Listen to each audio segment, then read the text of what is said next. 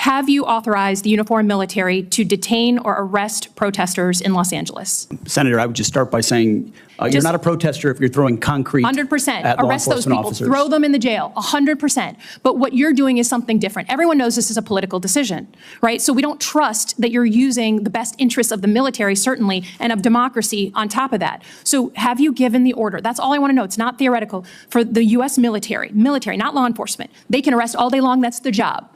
Do they have the ability, the uniformed military, to arrest and detain protesters currently today? It's a yes or no thing. Authority. It's sort of amusing the extent to which the speculation is out there. These troops are given very clear orders. Then what is the order? Then list it out for us. Be a man, list it out. So let me say this right at the beginning of the video. If you are still asking, does Trump respect democratic institutions, or would he send in tanks for his own benefit? The answer to that question is already clear. Don't we know what kind of person he is by now? You saw what happened in Congress. The senator asks, does the military have the authority to arrest protesters? You could simply say, no. But no, he beats around the bush. Because the real plan is this. Declare the protesting citizen a criminal, send in the military, then say, but they were throwing rocks. Ridiculous. Really. So for Trump and his team, the Constitution is like a suggestion book. Apply what you like, throw away what you don't. And yes, let me say this at the beginning of the video. Subscribe, because we'll be talking about a lot more of this nonsense over the next 4 years.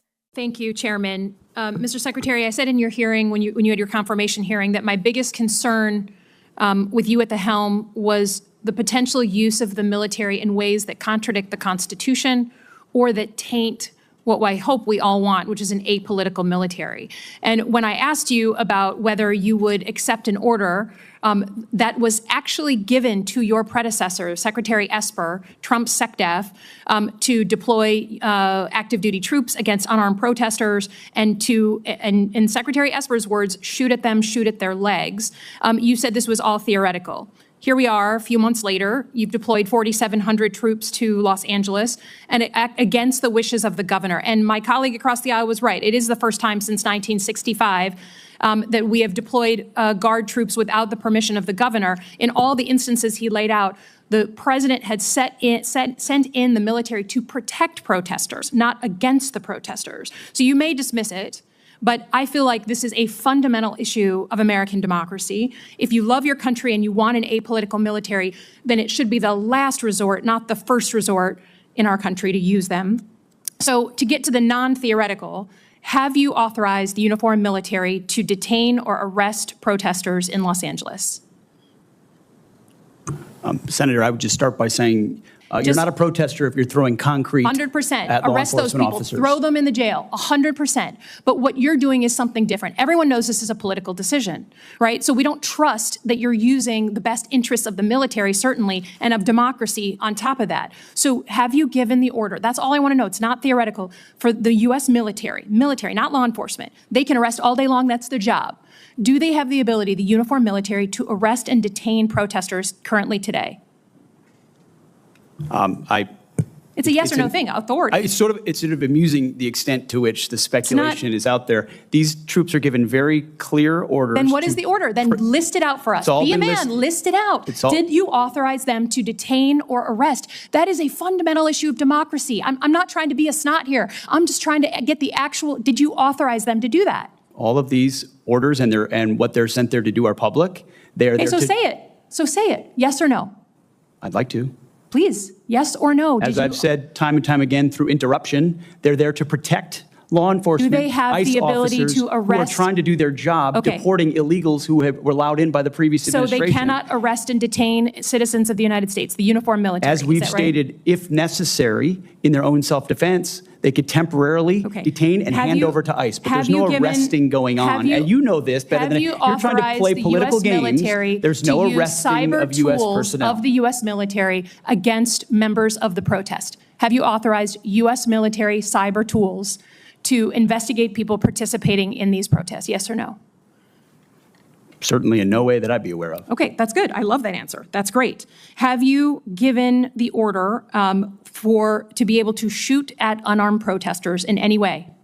I'm just asking the question. Don't laugh. Like the whole country. And by the way, my colleagues across the aisle. What is that based on? What evidence would you have that an order like that has ever been given? It is based on Donald Trump giving that order to your predecessor, to a Republican Secretary of Defense, who I give a lot of credit to because he didn't accept the order. He had more guts and balls than you because he said, I'm not going to send in the uniformed military to do something that I know in my gut isn't right. He was asked to shoot at their legs. He wrote that in his book. That's not hearsay. So your poo-pooing of this, it just shows you don't understand who we are as a country, who we are. And all of my colleagues across the aisle, especially the ones that served, should want an apolitical military and not want citizens to be scared of their own military. I love the military. I served alongside my whole life, so I'm worried about you tainting it.